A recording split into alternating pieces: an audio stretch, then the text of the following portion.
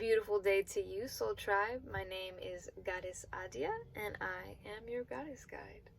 So, today, Spirit has guided me to share my own personal healing journey with all of you. So, I've been getting asked this question: how did I start out? Like, how did I get here?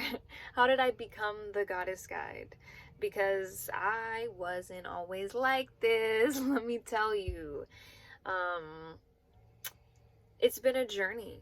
It really has been a journey becoming the goddess, stepping into this embodiment. And it took me a lot of pain and heartache and fumbling and getting lost along my path to now be in this space where I know myself and I'm empowered in myself and in my voice and in my expression and in how I choose to live with my life.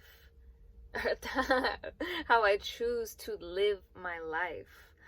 For the first time in my life, I am strong and rooted in my values.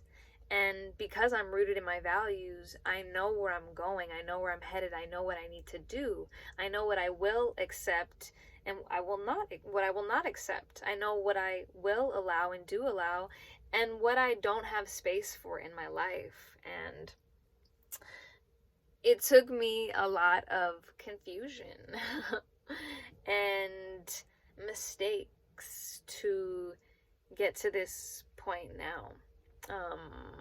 Starting in high school, I was dating as soon as I could. I was always really curious about relationships and love. I was very much love hungry, boy crazy.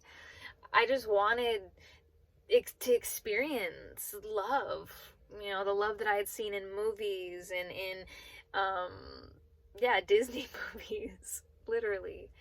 And I had this urge, this desire to experience life, to experience men in my case, to experience love.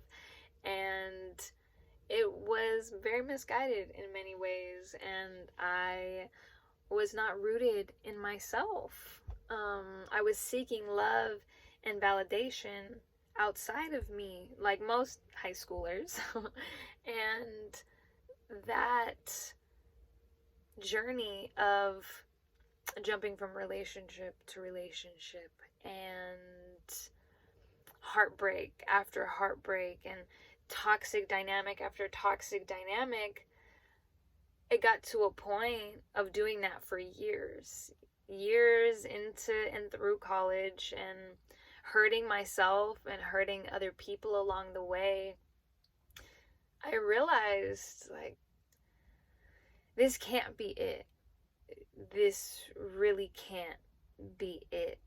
And I was in a really low and dark place where I felt lonely and meaningless and purposeless, and I just knew that there had to be more than what I had experienced.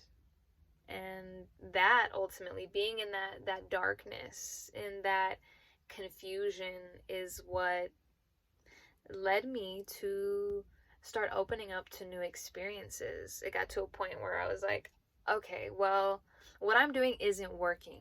It's not working at all. So I need to do something different. I need to be around different people. I need to be in different spaces.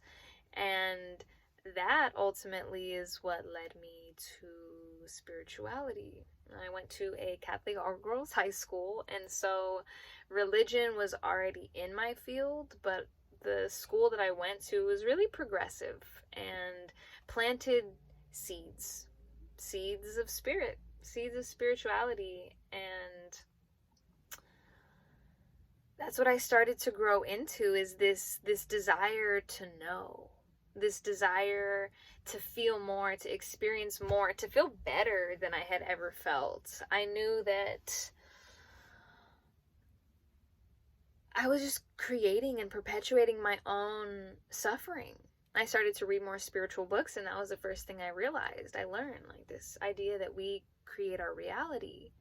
And once I realized that I was the common denominator in all of these dysfunctional situations in my life, I realized, oh shit, I have to make a change. I have to change something within myself in order to manifest a different reality, in order to, manifest a different life for myself, a life of joy and happiness, and not this perpetual cycle of heartbreak and pain over and over again. And so, little by little, I started to walk the spiritual path, and I opened myself up to healing. And I started to go deeper into my self-love journey, into holding space for myself and getting to know myself. And what really created a shift in my life was getting clear on my values, getting clear on who I am, what's for me, what's not for me, getting clear, crystal clear on the direction that I was headed in life. And that started to make things a little easier. It showed me, when I was dating, I would meet people, and if their values weren't aligned with mine, then I knew. It showed me, okay, this situation's not for me, and it made it easier to move forward and let go. And so I had to know myself before I could really cultivate a beautiful life for myself, because that takes having boundaries. And when you're hungry for love, I was hungry for love. I didn't have boundaries. I had no sense of self. So I would just take whatever came around, whatever the best option was at the time. And it took me a journey of getting aligned with my values in order to begin the journey of creating the life that I have always desired. And in many ways, now I'm living that life. And I share this with you to say that it's time to get clear on your values in order to manifest the life that you truly desire. Nobody can do it for you. You have to do it for yourself. You have to literally create and curate and manifest the life that you envision yourself in your highest embodiment to live. Only you can do it, and that requires boundaries.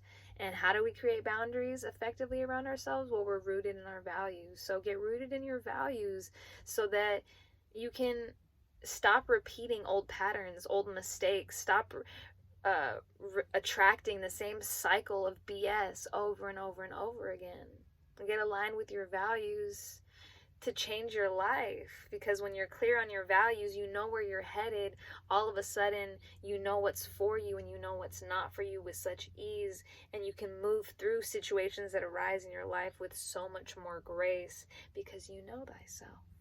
So root into your values to change your life. That is the message. So give thanks, Ashe, and I'll see you soon.